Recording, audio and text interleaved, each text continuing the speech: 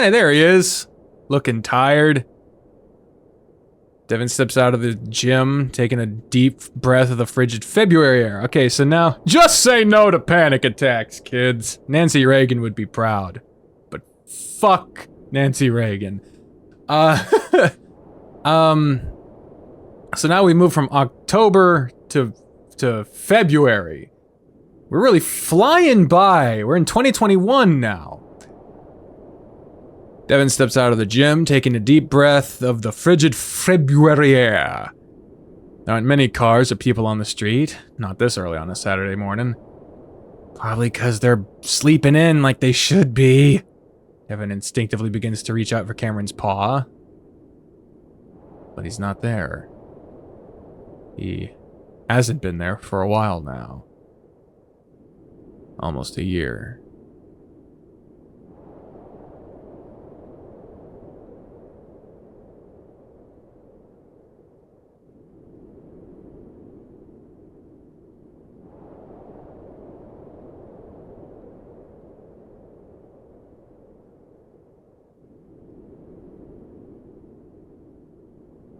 What the fuck?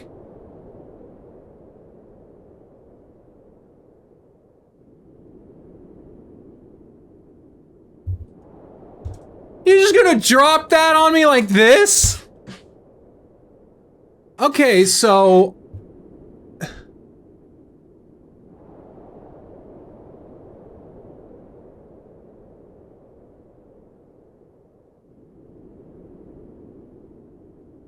So almost a year. So this is actually February 2023. Or 2022, rather. Because it said almost a year.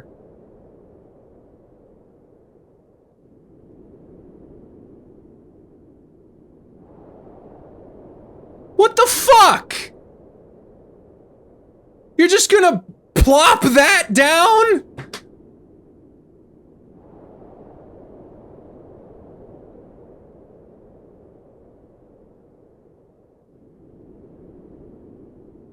Son of a bitch!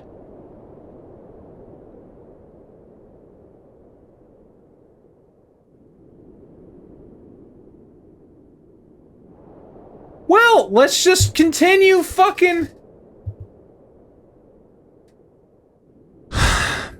Keep reading, it'll explain, alright. Well, what he used to be is there, at home, in the urn, sitting on Cameron's old dresser along with all the coyote's other little possessions that Devon had kept. It hurts even more because he's almost certain that Cameron would have loved this city. Okay, so they moved. We'd do a better job remembering that Cameron isn't right next to him if... Quit thinking about me like I'm dead. I'm not. Thinking about you like you're physically gone.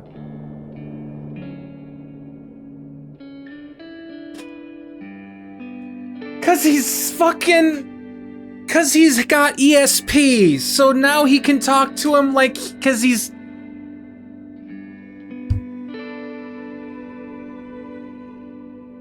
So because he had ESP... He can talk to him as a ghost?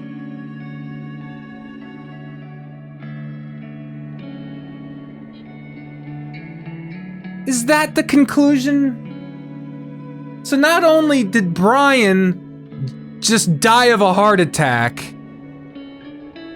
but Cameron just dies off screen and is alive because he gets the fucking Jedi fucking Force Ghost treatment. God damn it! Anyway, continue reading. I do miss being physically present. I guess I could be dead, but it doesn't really matter. It kinda does! We're getting, trust me, keep reading from Despa, alright.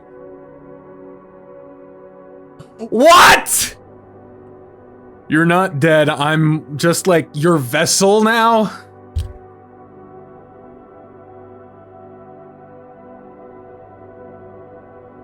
All right. I'm reading. I'm sorry I keep stopping. Every line has been fucking crazy. You're not dead. I'm just like your vessel now. That's such a creepy word. Just say I'm like your passenger. By the way, you reek. It's Saturday. I don't have work. Besides, I'm not taking a shower when the air dryer temperature is room temperature. I mean, I didn't say I didn't like it. You gotta fucking get in the smell stuff. I've never liked the smell stuff, and you're gonna do that now of all times? It's from a fresh workout. Devon grunts as, sorry, wrong voice too. Devon grunts as he makes his way through the parking lot towards his car. You were pushing yourself really hard, to be honest. Take it easier next time. Taking it easy is what got you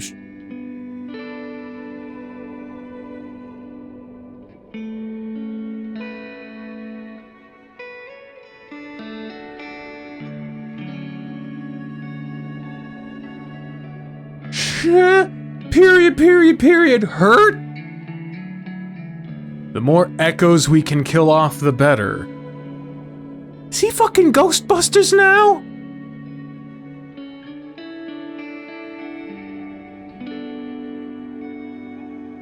I doubt we can have that much of an impact, Devon. This shit is old, ancient even. It's a lot bigger than us in a lot of different ways.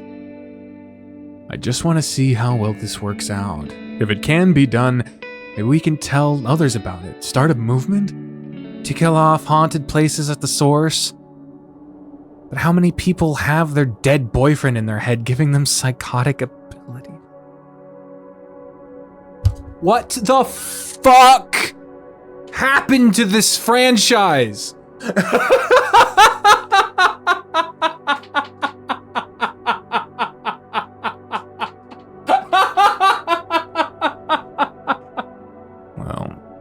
I won't tell him that part, just the psychic part.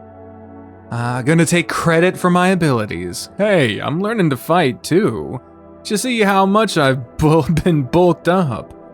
Devon flexes his muscles underneath his winter coat and padding, muscles he wishes he'd had when he fought Brian. I didn't know you could punch ghosts. And wish you'd get a different coach. He beats on you way too hard. I knew what I was getting into. Anyway, remember about the source. Usually it's some shitty person feeding these places. Oh well, punching real people sounds worse, actually. Yeah, psychic powers with mental illness has always been a no-go with me. If I'm gonna give shit to someone who developed one a tentative build to Eternal Eclipse, and they promised they were gonna rework that, I am not gonna let the group that has produced some of the most popular fucking games and the most popular franchises in the sphere, Echo Team, off with the same shit. It's icky. It's icky. It's potentially reeking of ableism, for God's sake. Either way, this was all a good workout. You should Devon catches himself halfway through saying it. Even though he knows it's coming, whenever he tries to stop it, the imagery of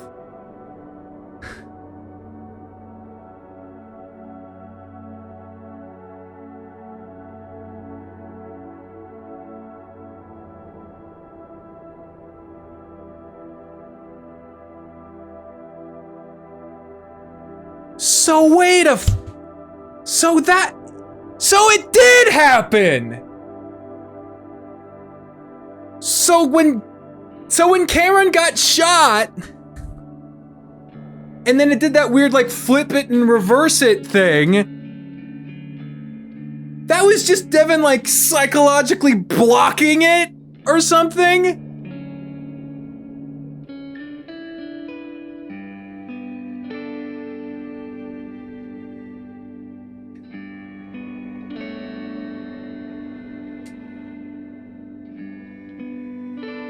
So Brian really did shoot Cameron in the mine and Echo.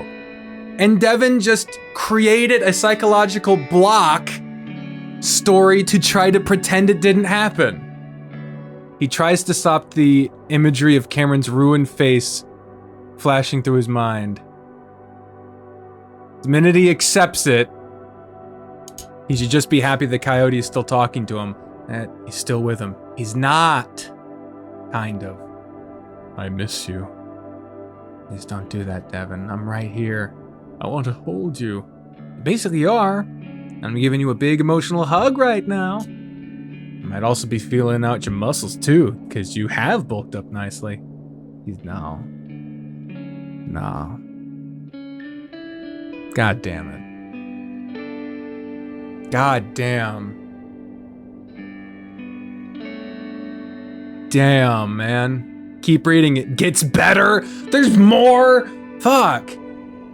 Devon laughs and wipes his eyes. Thanks, Cam. Cameron watches all of this, but not that Cameron is in Devon's head. The Cameron that avoided the shotgun that survived. Stop muddying the waters! What are you talking about? The Cameron that avoided the shotgun that survived. He's had these dreams a few times. At first, he simply thought them to be traumatic nightmares from a traumatic event. But this is one of those dreams that feels so real, he almost can't tell he's dreaming. They're not really nightmares either. Usually they're mundane, kind of funny, and kind of sad. The dreaming Cameron, for some reason, can't trust this passenger Cameron at all. What? This version of himself feels off, almost like there isn't even a soul to go with him. Otherwise, he sounds and acts just like he does or did before the diagnosis. It makes him wonder if he'd trade off given the opportunity. Cameron isn't waking up, so with little else to do, he reaches out mentally and digs into this other Cameron a bit deeper. What he sees lasts only a second. After tearing out Brian's throat, this Cameron immediately began communicating with him. But he began speaking to Devon shortly after the younger bear had ripped out Brian's throat. It's not an illness, not like what Cameron has, but it's still Echo. It's part of that town, and Cameron doesn't want this Devon to... Oh, don't look at me like that! Oh, God. Okay. It's like Sam and Echo, Cameron's soul has been taken over by the town. Yeah. There's a table flipping happening. When they were in the mine, remember a mention of a divide. This is the divide. One timeline where Cameron got shot and one died. Another one where he survived and is on the road to recovery. What I gather from this, really want to talk about how Howley... I'll talk to Howley about it. Dude, if I ever was able to do... Like, I've said this before, my dream interview for a visual novel space is Howley. Like, if I would love to do that interview. Love that. Anyway, Cameron saying, Devon, he's back. And Devon looking right at us. I don't like that shit. A feeling difficult to describe comes over Cameron. Something from that dead Cameron, an entity that acts and talks like Cameron. The thing that's currently attached to that Devon. Don't bring us back here. What? He's tied up, bound with rope, with a foul-tasting rag gagging him? What if this game is secretly really long? And they just fooled everyone by calling this, like, the last build. And there's just, like, this arches, like, this rotating time circle thing. Oh, jeez. Big Bear's been gone for over an hour, but no matter how hard he tries, can't make the zip ties and chains move. And then his stomach turns. The meal Brian had bought him at the bar starts to come back up. Bought him at the bar.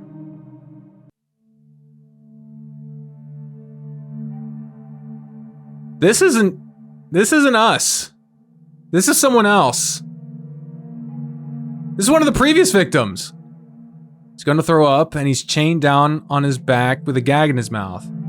Gonna throw up, and then he's gonna drown. Vomit floods his mouth. Cameron leaps out of bed, one paw over his muzzle.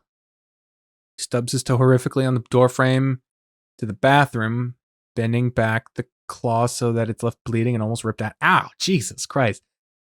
But he makes it to the toilet in time to retch up the small amount of whatever is left in his stomach. His name was Alan, a rat, Cameron thinks. But the Cody can't remember the last name. Last name of the man who drowned in his own vomit. That's fucking disgusting. Cameron sobs, both for himself and for the poor young rat that lived a short, hard life, only for it to end up by choking on that shitty food Brian lured him in with. After a minute, the Coyote calms down and listens, thankful that Devon is an incredibly heavy sleeper. Yeah, breaking your toenails, that sucks. Just talking about someone who drowned in vomit. Breaking your toenails! I'd rather fucking die. What he'd seen definitely happened. And even though the police stopped trying to interview him after learning about his schizophrenia diagnosis, he would still put an anonymous tip tomorrow. Cameron knows there's at least twice as many victims that the police know about, and he plans to report every single one that he sees.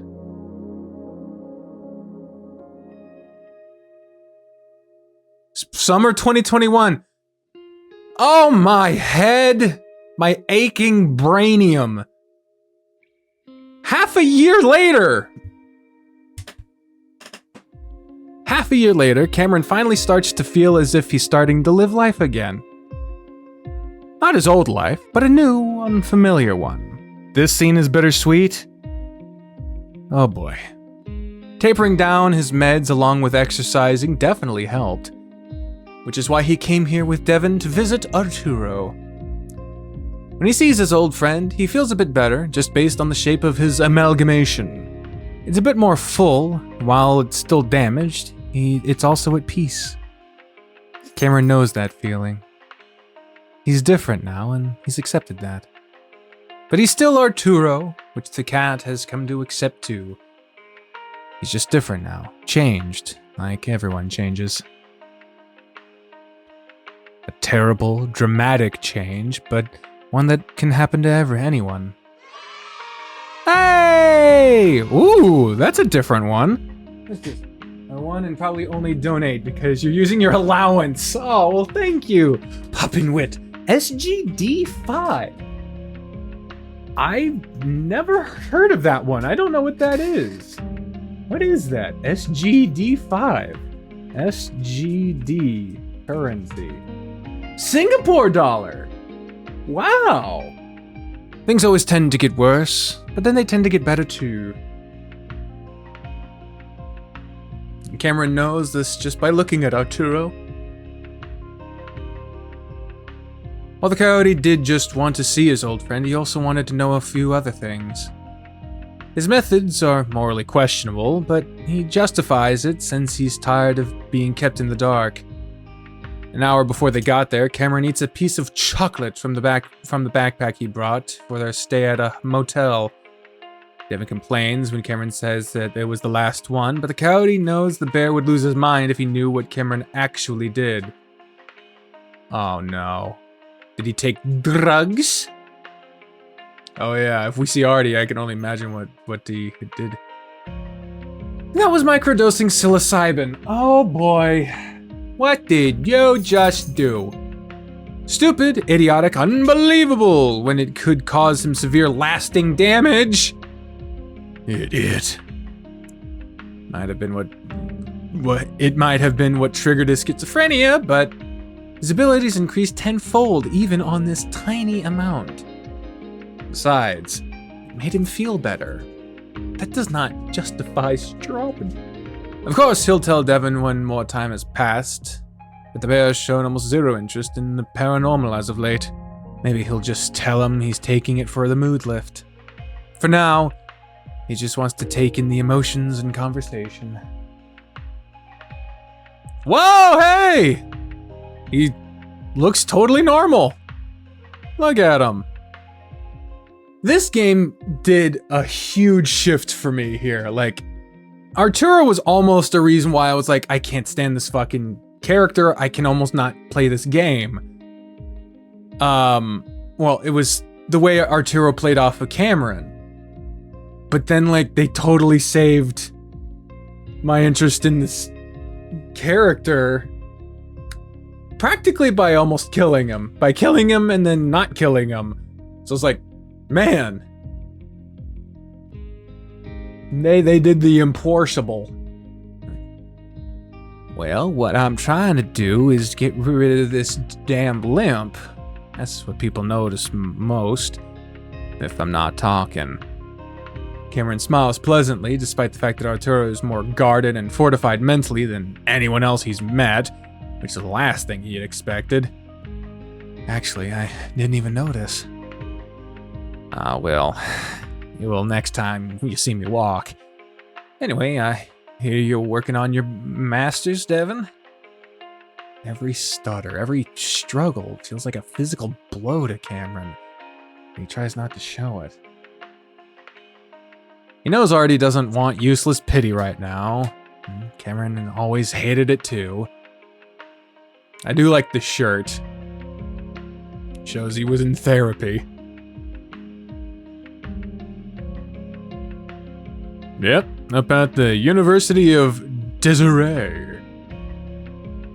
Anyways, they're gonna say we live in the fucking in the sands of the desert. Sweet. In what? Mechatronics or robotics? Of course. And how's that? How's that progressing? Good. I just finished my first semester. And the place you're working at? They're financing it? Well, that's really quick. Well, I'm at the same company. It was always part of the plan once we moved. I still gotta graduate for them to reimburse my tuition, though. No pressure. I don't know how he does it all. Work, school, cooking, gaming, and you're good at all of it. That's just like him. Eat, party, and drink the night before a final, and then ace it while hungover. Cameron is close enough to Devon to see the skin flush under his fur. While some might find Devon to be overly humble, it has more to do with a sort of imposter syndrome. Cameron knows it must be awkward to be praised for not having to study or work as hard as his fellow students and co-workers. Despite that, Cameron still feels proud knowing his boyfriend is already inching into a leadership position at the company. He has no doubt the bear will be doing incredible things in his career. So, how are things going for you? What are you doing these days? Weren't you thinking about going back to work at that specialized school? Yep, Spectrum Solutions Academy, and I'm already back. Went back as soon as I got vaccinated. Still in RBT, working with kids with low functioning autism. Well, how is it? Great. It was already like going back home. I'm supposed to have like 2 clients, but they've got about 5 on me now. They were so happy to see me, but they can tell something's a bit off about me though. Sounds a bit rough. Is your recovery still going well? Artie visibly draws into himself a bit. I like to call it a process these days. Most of my recovery is over, I think. Oh, I see. It's silent for just a second too long. Cameron's slow response is mainly due to being distracted, having finally deciphered Artie's general thoughts, feelings, and emotions. It's so invasive, like, ugh.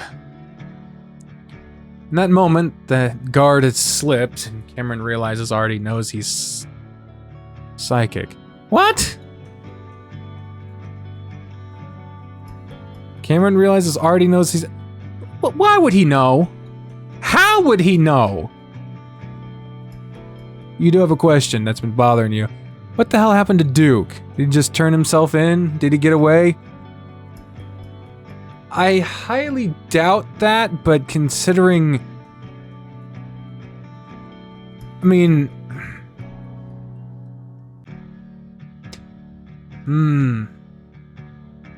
Is Duke's role as an accomplice to Brian implicit? Explicit? I mean, surely they would have interviewed him at the very least. Concerning... Now, they would have interviewed people in Echo about Brian's stuff. There's no way that his connection to Brian would have been... I mean, without Brian there to spill the beans, and I highly doubt anyone in Echo would have been like... It probably would have been like... You know better than to say anything. But then again, when Duke went to bring Arturo to the hospital, he was just sort of like, well, I guess this is the end. Of course, he told him that, but now he knows it, truly believes it, and for the past... Oh, he told him. Yeah. Now, and for the past 2 years, he's realized how much of this has happened because of Cameron. Arturo is afraid of Cameron. Ooh. Kat senses the strangeness, the offness of who Cameron is now. Arturo also wonders if it's possible that the coyote brought a piece of Echo into the house with him. That shadow entity had entered him and never came out as far as Arturo knows. As to say it's not still... Maybe it's like a management phase. That's what Cam calls it anyway, right, honey? Devon, probably confused by the tension, tries to add more to the conversation. That's right. That piece of shit hurt you pretty badly too, huh? Yeah. Really, it's the schizophrenia I was diagnosed with afterwards that I'm still trying to manage. Cameron suddenly decides to just tell Arturo about his own struggles, if only to look for some sympathy, understanding. Seems unfair not to tell him, for some reason anyway. For a moment, Arturo's expression becomes one of genuine sadness. Oh, I'm really sorry to hear that, Cameron. Was it from what happened? I hope it wasn't the weed. No, I think it's from what happened after that pushed me over the edge. I see. That makes sense. Do they think it would have happened anyway, eventually? Cameron shrugs. Maybe. They think it might have been in a prodromal state for years. It's obvious I was on the brink for a while. But he'll never know. For that moment, though, he feels like he and Artie have made a connection. Artie understands that they have completely different problems, but they're both life-changing, and the two of them are bound to these problems for the remainder of their lives. But then Artie senses that darkness, that bit of Echo emanate from Cameron again, and he mentally recoils. It's been a rough road, but we managed to find some stability at the end of last year. God, it's such a pain in the ass trying to settle on the right meds. That took Maria a few years, I think. Hey, Maria! Oh yeah, forgot about fucking Maria. I was like, what the fuck? There's some rustling from the hallway, and a young leopard comes into the living room. Maria clearly having been very nearby in the hall. Why'd you go? Just wanted to give you guys some space. We were just talking about how long it can take to adjust to meds. Maybe you can give him advice again? Hey! Very nice. We could see the fucking scar tissue on his hair, but now we can see the person that already was... Maria, Maria, we like it loud. She leans in to give Arturo a kiss. Arturo takes it without a single hint of embarrassment or annoyance. Another solid rock in Artie's life, and one that will stay until the end. While Cameron would normally never invade someone's mind like this, the Cody doubts he'll have many chances to do so again in the future, and he needs to know if Artie's on a good track or not. You love Paint Fox's art so much, your icons from... Oh, wonderful, wonderful, wonderful. It's a very good source to get it from. Maria turns to Cameron, and because they themselves have been friends for years, even a little longer than he's known Devon, he can tell that this is weirdly set up. Oh yeah, antidepressants, antipsychotics, mood stabilizers. It feels like I've been through almost all of them. Yeah, makes you want to sleep all day, but also tear out my fur and crawl out of my skin. Ooh, that's a fucking mood. Cameron likes Maria a lot. Just like Devon and Arturo, they slip back into the old swing of things. It's nice, but he can't help but notice how he's been swept out of the conversation with Arturo. Anyway, the main reason I went back to work this early is because I needed something normal. Sure, things are harder now, so stuttering, memories shit, can't really depend on the right side of my body anymore. But fuck, is it nice not being cooped up in here living on disability. And the only thing work is complained about is that I guess my inhibitions are a bit lower than they used to be. I swear I'm not trying to be a dick, but I haven't noticed that. Oh yeah, they said something about too many words, too little tact like 3 years ago, so I'm pretty sure that's just me. Yeah, I can attest to that. I can kind of tell that it might be affecting you now, but sometimes it's hard to tell the side effects from symptoms of psychosis, especially the residual negative symptoms. I mean, positive symptoms are obvious, but making your thoughts flow normally again, making yourself want to go back outside, talk to people, live, that tends to come back last, and sometimes it comes back a bit different. Sometimes doesn't come back at all. Now, while he tries to hold a conversation about psychotropic medications with Maria, he realizes how much things have changed. In fact, if Cameron's visions hold true, this will be one of the last of a handful of times he'll speak to Artie. It hurts. Leaves Cameron feeling a deep pit of guilt, shame, and even a little anger. But mostly because it's unfair. He can't blame anyone. But as he watches his old friend laugh and talk to Dev, almost like what happened never happened, Cameron sees a long, solid friendship ahead of them. And he's happy for that. Cameron realizes, even without having to read minds, that Maria is specifically there to keep Cameron distracted, to keep him away from Arturo. That finally shuts up the psychic part of Cameron's brain. Rather than leaving a hollow feeling, he's left feeling like he's been punched.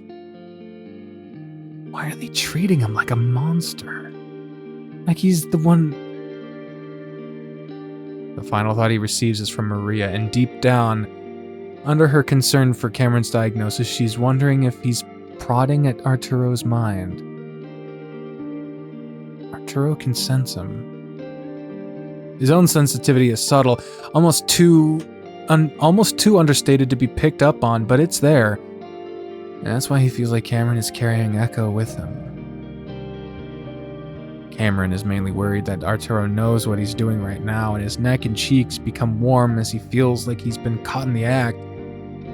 Maria mentions something about how she is tardive dyskinesia.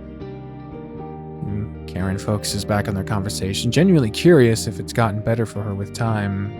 And that's how the rest of the afternoon plays out. The reason he'll only see Arturo 2 or 3 more times in his life isn't because of Arturo or Maria.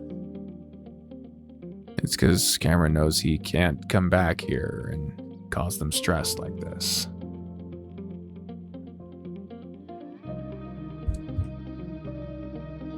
Cameron is no longer part of or welcome in their lives, and he won't impose himself upon them again.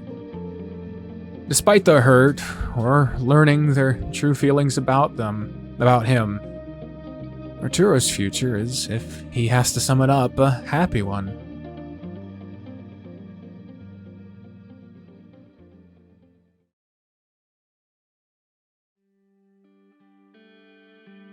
Ooh, we got winter again. March 2023. Hey, we're this year now. Time continues on its steady, unrelenting march, and it brings with it both good and bad. The pandemic falls into the background. Political instability comes to the forefront. Money becomes tighter. But the world keeps moving, as it tends to do. Still leaves Devon almost breathless at the idea that he'd changed their lives in one weekend. While he has never really personally hated anyone to the point that he just wanted to hurt them, he does now.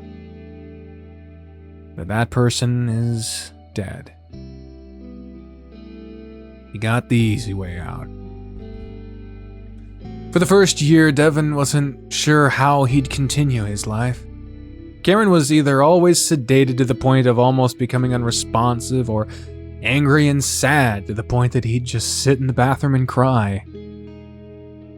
The feeling of helplessness, of knowing that Cameron wanted to be dead, or that he'd given up so much that he'd even told the bear he'd take opioids again if he could. And so Dev started doing things he didn't want to do. Checking Cameron's drawers, pockets, the side of the closet when he wasn't around. He's angry at the medical professionals who sent Cameron home because he simply had intrusive thoughts. This had relieved Cameron, though Devon was unsure. In fact, he knew it wasn't right. But Cameron was so happy and it seemed to stop the episode. But then, over the next 2 days, he was in a deep psychotic state. His intrusive thoughts were actually thought insertions. And by the time they got back to the hospital, he was screaming that he was actually dead. He accused Devon of planting speakers in the walls, and cameras in the mirror which he shattered. Over that first month, it was a normal sight to see Cameron sitting up in bed, brushing away non-existent bugs, completely unresponsive to anything Devon would say. But that's 2 years behind them now. And Cameron is finally starting to live, to really live, and become someone who seems to enjoy life again. Because while the positive symptoms of delusions, hallucinations, and depersonalization have been practically absent of the past year, the negative symptoms lingered. Devon had read about that over and over again. Lack of motivation, lack of interest in things that once gave pleasure, lack of expressive emotions, and moments of confusion, disorganized thought. It was the anhedonia? I don't know what that is, that scared Cameron the most. It scared Devon too, because what's a life worth living if you don't want to do the things you trained and aspired to do most of your life? Despite being able to listen to music again, Cameron decided a few months back to finally hang up his guitar. Cameron's paw is still weak, and still has a slight tremor to it when he holds it up. And Cameron hasn't touched his keyboard either, leaving it unplugged and dusty in their basement. The sight made Devon far more sad than it did Cameron.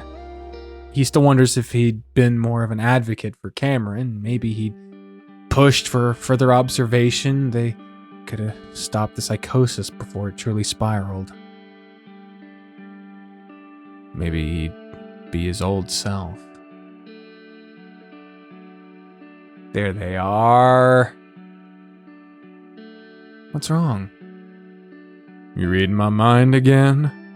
No, I can read your face. Devon doesn't want to bring down Cameron's mood. He's the one that wanted to come out and walk around in the snow, and if Cameron wants to do something engaging and active, Devon will do it with him. It's strange that they got so much of it in March. It probably would be the last snowfall. Just realizing how out of shape I am. You think I'm starting to get a gut, like a bad one? Aren't you on the thinner side for a bear nearing 30? Cameron makes a point of looking at Devon's midsection and prods through it, making the bear huff. Oh, it is kind of squishy. Devon blushes. You caught me by surprise. You just got done saying I wasn't fat. You're not fat. Just a bear. Just didn't think I'd feel the pudge through your coat. Cameron tries again, but as expected, Devon is tensed up and there's little squishing to be had this time. Let's sit down. Devon brushes snow off the bench for him.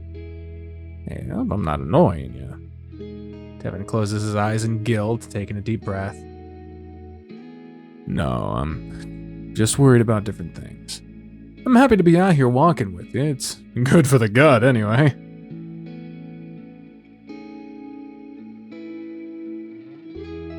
Look at them. Cameron rolls his eyes as they sit down. I'm getting chubbier too, you know. It happens. And I love your body. You want to fool around tonight? I can have a closer look. Cameron leans against Devon's shoulder. Only if I get to have a look at you, too. Deal. And if we deem each other to be too chubby, we can go on a diet or something. Devon finds it strange that Cameron is the one usually cheering him up now. The coyote is worried about him, and Devon wishes he wouldn't be. Still, it makes him feel warm inside. He leans in to nuzzle Cameron. As he kisses the coyote, he realizes that this is a good moment in his life. A day he'll look back on fondly. A day he'll look back on for comfort when harder days inevitably will arrive.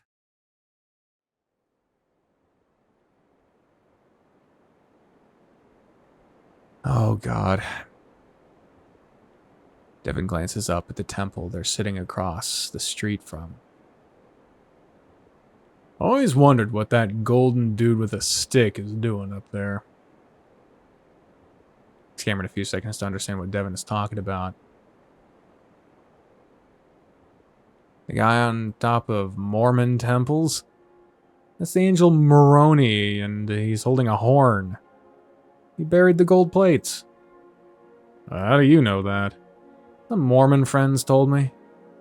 Oh, Cody the bull? Yeah. You thinking about converting? Maybe, if they ever become okay with this. Cameron leans in close to Devon again. Devon smiles, and they hold each other for a while. Something's on Cameron's mind, though. But Devon knows to wait until the canine is ready. Devon, did you ever find what you were looking for? Devon immediately knows what Cameron's referring to, and it makes his stomach twist in a knot. I'll only bring it up this once, but I keep thinking about why we went in the first place. I just wonder if you were able to, figure stuff out. Devon stares down at Cameron, and even though the coyote isn't intentionally pointing out Devon's cascade of failures into catastrophic failure, he feels it. I figured out that it doesn't matter. It isn't worth finding out. And that I need to focus on us. Devon feels the sting of tears in his eyes, but forces it back.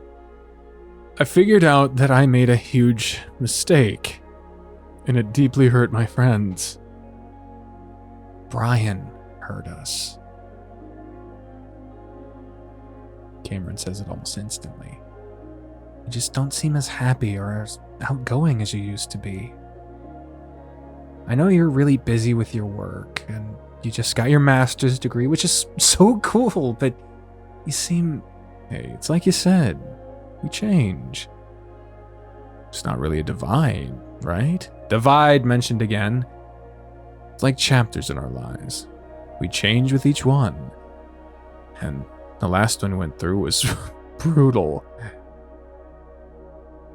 Yeah, nothing stays the same.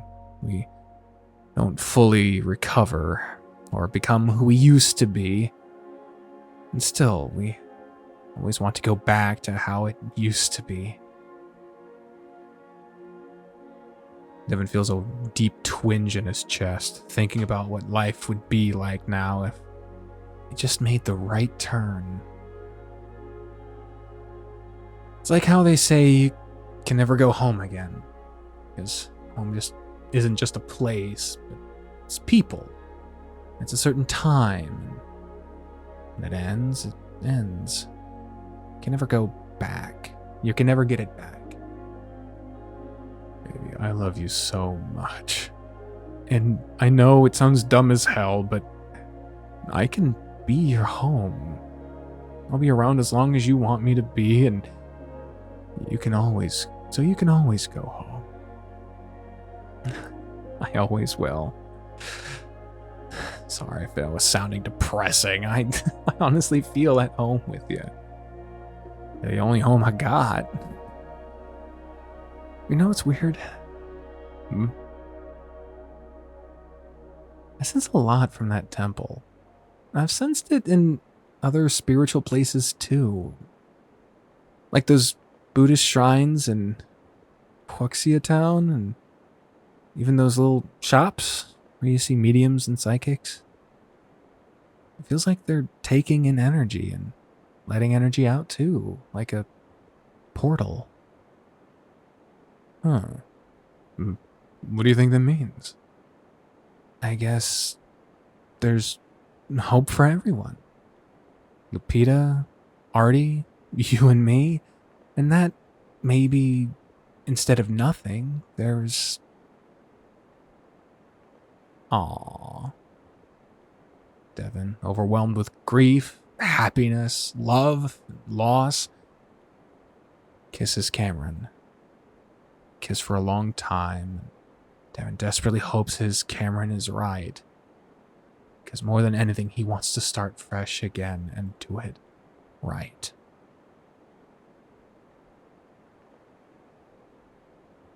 Interesting wording there. His Cameron.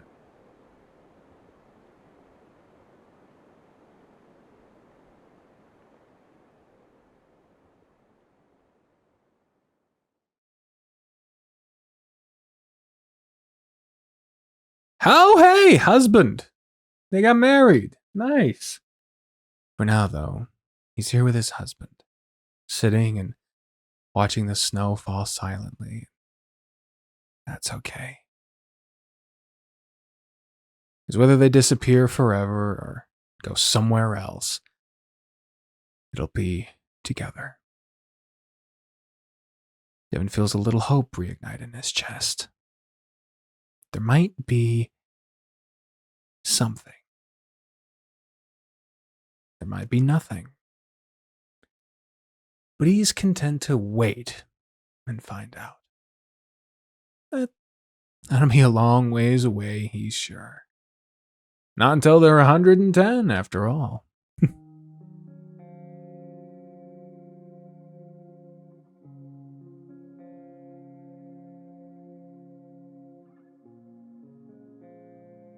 The end. I'm gonna hold up. Let me save. Sorry. Screwing up the fade to black. All right, there we go.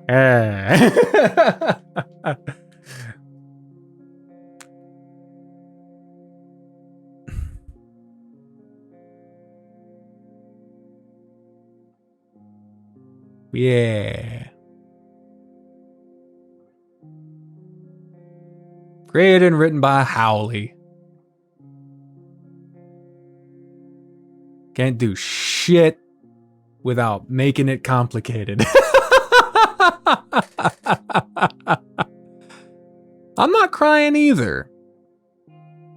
Because you get just enough to keep your brain working. It's not pure emotion for me right now. But hey, if you are crying, that's okay too. Get the credits, background art, Cardamon. I missed a name, I am sorry. Oh, that was... And Paint Fox illustrations. I think that was the music person I missed. Additional art, Paint Fox, and Orion. Oh yeah, there's definite emotions there, for sure. Programming Howley, additional programmer Ryan, Scar, and Watson. I interviewed Watson. I remember Watson. Gumdrop Studios did the splash and main menu animation. That's a cute name, Gumdrop Studios. Nice. Sound effects done by Sunblocks. We got a review in the chat, 9.5 out of 10 from Mike DeArgon. Special thanks to Zeke, Red, and McSkinny. Hey, we know some of those names. Don't get me wrong though. Just yeah. Made with Renpy, not by Renpy. Jesus. When you recorded your video on this, you cried a river though. Fair enough. Everyone's got their own reactions. And the Echo Project. I think this game definitely could have been longer. Like, not to dilute it. Thank you to the patrons. Absolutely. Thank you to the patrons. Very nice. Ah, arches. Arches, arches, arches.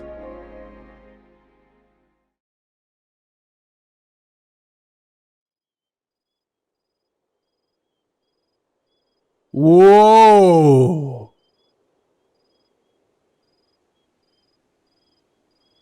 That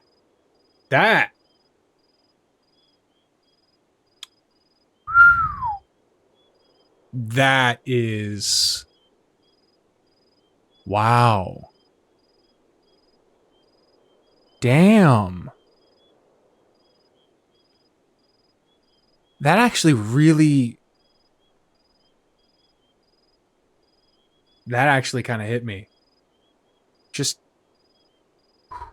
damn. Take, that screen kind of fucking hit me, like, more than the actual, like, ending bit. Jeez. Echo, Left Behind, amazing piece of art. Yeah. The town is pretty much dead. Like, I don't think you could, I don't know that there's much left to do in that town. Like, the main villain is gone. I think pretty much once the smoke room is done, the only thing you could do past that is further concurrent stories or prequels. I think any future stories, maybe like a way further down the line story, but not the main villain though. Yeah. But I don't know. Not to use a pun here, but to mine the town of Echo for any more stories. I'm sure it can be done. I don't know if it should be. In terms of future stories. I'd still love to fucking see what the hell the inciting incident was in story form. But like, and this is not great way to put it, not out of disrespect, not to diminish the capacity of the people who do it, but like, it just, wow.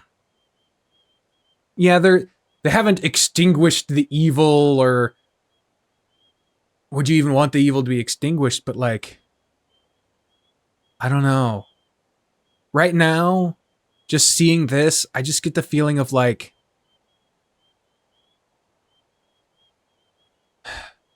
I think if they did another future-based game, I think it would have to be a number of years later. I think you don't bring any characters back.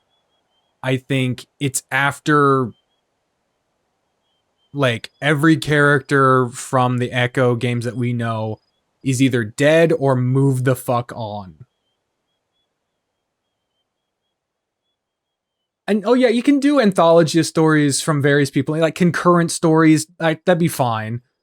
But, like, if you're going to resolve this, like, I don't know. I mean, obviously the creative potential rests within the minds of the people who created the story. And potentially with others who could bring about a reignition of the creativity with a fresh point of view. Yeah, true. letting Echo die would pretty much kill the energy of Echo, wouldn't it? That is interesting. But anyway, we just completed a game. So let's do the end of game review. Been here since Amorous. Wow. In this past... Wow. That's 2016. 7 years now. 7 years. Thank you very much. I started this game not liking it. I was very excited to see what this game would be, and I feel like my opinion of this game was marred with my anticipation of what I thought the game was going to be. And I really hate the fact that I kept doing that. I keep doing that to games and being like, oh, I want it to be this. I want it to be this, that, and the other. And I feel like Echo games keep being the victim of that from me, and maybe from others. I don't know. But the unfortunate thing is that even as I got rid of that mentality, what replaced it was an unfortunate stretch of unlikability from characters like Arturo and Cameron, and then soon Brian, and there was just a lot of shit to not like. The problem is that was on purpose. That's supposed to be there. There's supposed to be problems, and I feel like if there was... I can't comment on what could've, should've, whatever. It is what it is. And I just did not enjoy it. I did not enjoy that part of the game.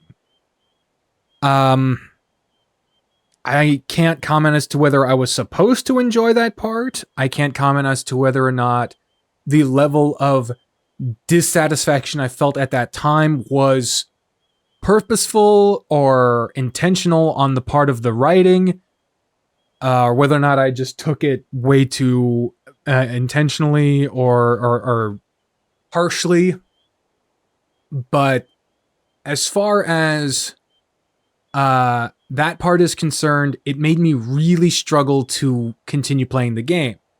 Then when the shit hit the fan, that really made me excited to keep playing, because it felt like we got over the plot setup hump, which in the mainline Echo game was basically the first 4 days of the week. But the thing was, in Echo, those days were enjoyable.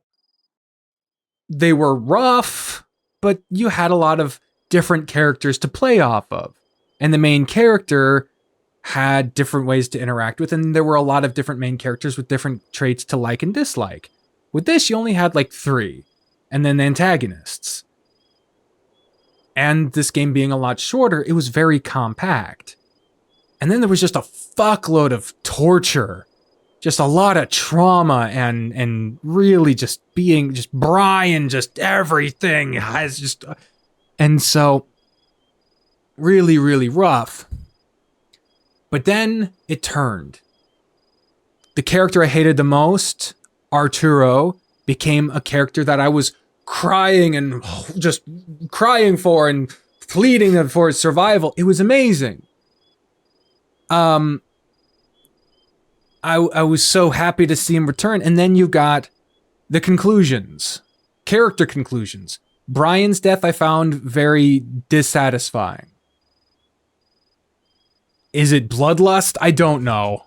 But like, for all of the horrible shit he did, for him to die of a heart attack, he didn't accidentally kill himself. He didn't die from the monster. He didn't die from... I don't think Brian dying from Devon would have been good for the character of Devon. I think that would have fucked Devon up too badly. Or Cameron, or whatever. So you gotta kind of write yourself around that. But then, I don't know. It's a weird thing to try to write. Yeah, there's another thing in there. When Echo games get into all the torture stuff, the torture stuff gets very, very rough, very vivid, and maybe over shock value. I kind of agree with you there. It gets very graphic, very fast. And I mean, there's place for that in literature, but like sometimes some details just seem to be included for the sake of really driving home how bad it is. And then the consequences afterward don't seem to match the grittiness of the thing that causes the consequence. You know? It's weird. And you feel like the point of Brian's death is to not be satisfying? That's possible.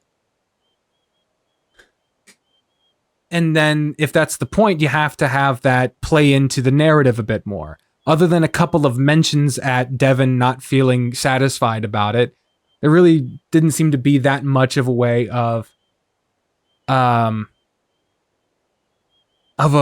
thing that played into it, you know? There really didn't seem to be that much of a... I mean, if there was something about Devon feeling like he was glad that he didn't commit murder or something, I don't know, but there's a lot of different ways you could have done a lot of different things here. But the way it was done was the way it was done. And so my overall thoughts of Arches is it is a good addition to the series.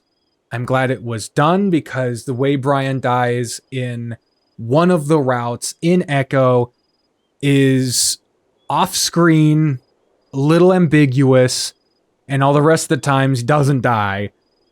Well, there's another way he dies, but it's very non-specific with the flooding of the town.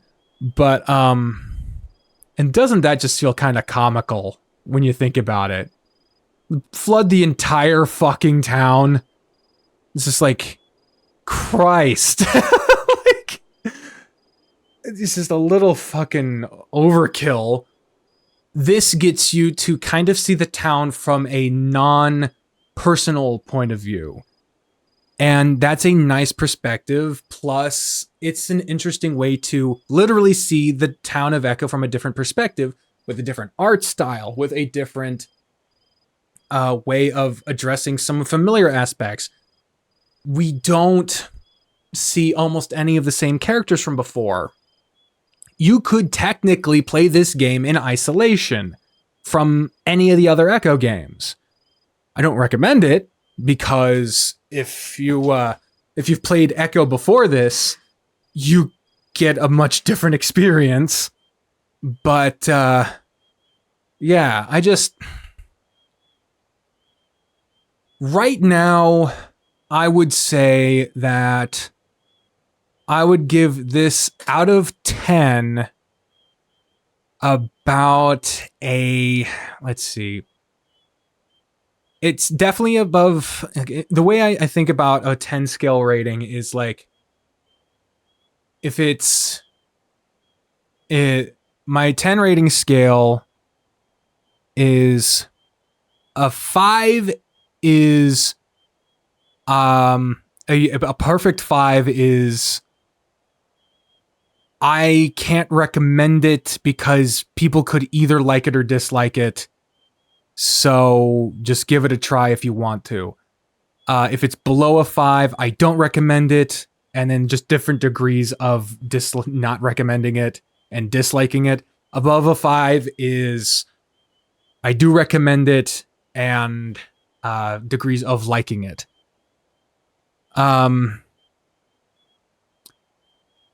And so I would recommend this game for those who can handle it, who want to play it.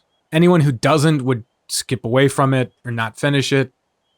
But I probably would stop the rating at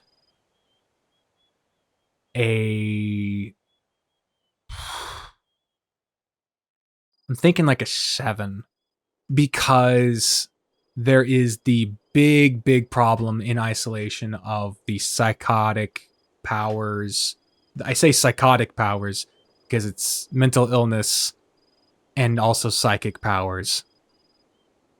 That's a very troubling fucking element. And with all of the good things that this fucking novel does, that being so intricately part of it is very disappointing, and it doesn't need it. For this plot, it does. But as shown from the other works that this same team has done, the same writer has done, they did not need that. But they did it anyway. My final verdict is gonna be a 7 out of 10 with being recommended with a huge asterisk of would be better served without that element, but you can't do this story without that. The story falls apart if you can't do that. That is my thoughts on Arches.